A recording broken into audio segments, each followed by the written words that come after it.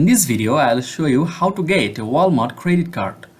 So here are some steps to get a Walmart credit card. So first of all, you have to meet the basic requirements to get the card. You can either apply online or in store. And your age should be 18 years and above to apply for this credit card and must have a US mailing address and SSN.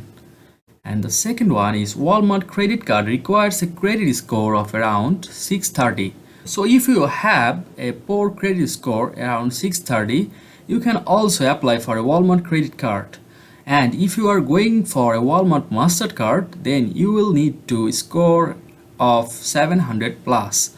And keep your credit reports open. If there are any freezes on your credit reports, ensure that you lift it before applying for the Walmart credit cards.